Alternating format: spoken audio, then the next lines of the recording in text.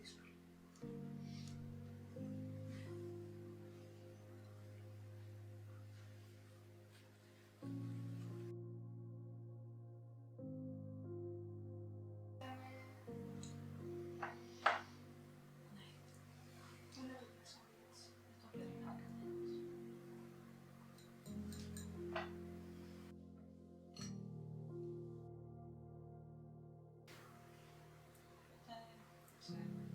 Εμένα ψυχοποιείται λίγο.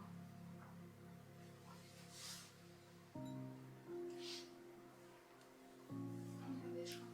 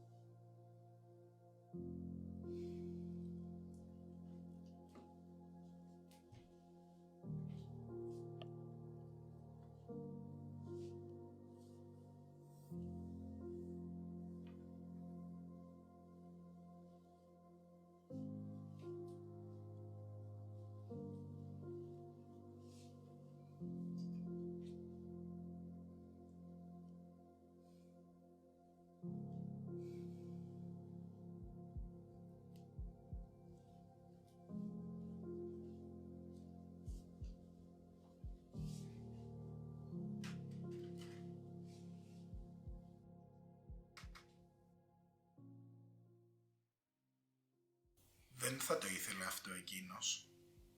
Πώς γίνεται να γνωρίζεις εσύ τι ήθελε εκείνος παραπάνω από εμένα? Πόσοι από εδώ τον γνώριζαν. Πόσο λυπήθηκαν όντως για το χαμό του. Δεν θα το ήθελε αυτό εκείνος. Δεν θα ήθελε τόσο αδιάφορο κόσμο στο τελευταίο του ταξίδι. Πώς έφυγε? Ατύχημα. Ήταν κατά τη διάρκεια ενός σχολικού διαλύματος. Παίζανε μπάλα. Έπεσε. Χτύπησε. Ήταν ακαριαίο. Και οι δράστες είναι εδώ σήμερα. Δράστες. Ήταν ατύχημα. Δεν ήθελε ποτέ κανείς να κάνει κακό στο γιο μου. Εκείνοι είναι εδώ σήμερα. Ναι, είναι εδώ. Πίστευες στο Θεό? Ο γιος μου.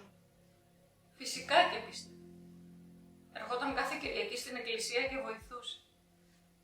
Λίγους μήνες όμως πριν φύγει, είχε λογομαχήσει με έναν ιερέα. Δεν μου είπε ποτέ το γιατί. Γιατί δεν μ' αγαπάει ο Θεός σου? Ο Θεός μου. Ο Θεός μου είναι ο πατέρας όλων μας. Μας αγαπάει όλους χωρίς καμία εξαίρεση. Μήπως δεν πιστεύεις εκείνο?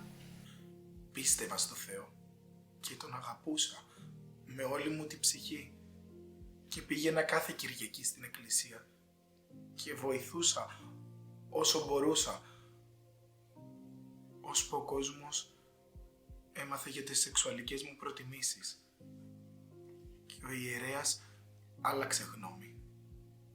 Δεν με άφησε να μπω μέσα ξανά. Σε αυτό δεν ευθύνεται ο Θεός, αλλά ο ιερέας. Αυτό βέβαια που μου λες είναι παραφύση, αλλά εκείνος αγκαλιάζει όλα τα παιδιά του. Γιατί δεν μ' αγαπάει ο Θεός σου, μαμά?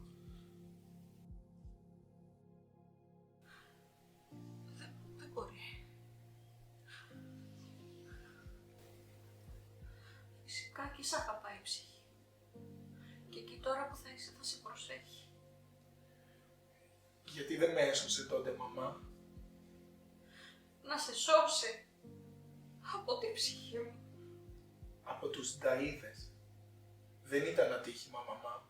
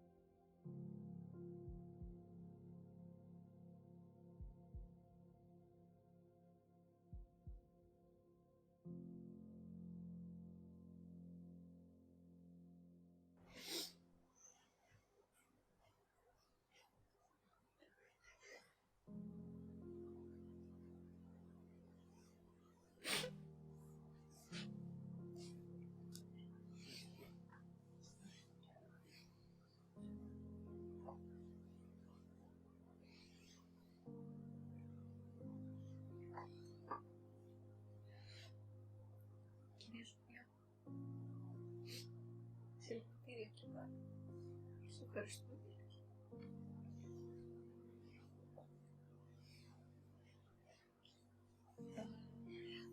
Θα ήθελα να σας μιλήσω για το γιο σας. Τώρα, Αγγελική, είναι μια πολύ δύσκολη στιγμή. Το γνωρίζω, αλλά...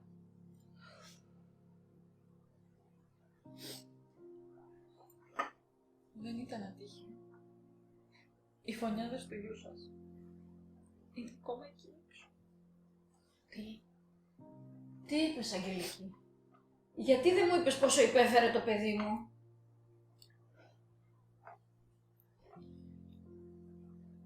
Μου είχε ζητήσει να μην σας το πω. Δεν ήθελα να σας στεναχωρήσει. Όμως γνωρίζω ποιοι είναι. Και θα πάμε να τους καταγγείλουμε στην αστυνομία. Δεν θα το αφήσουμε έτσι.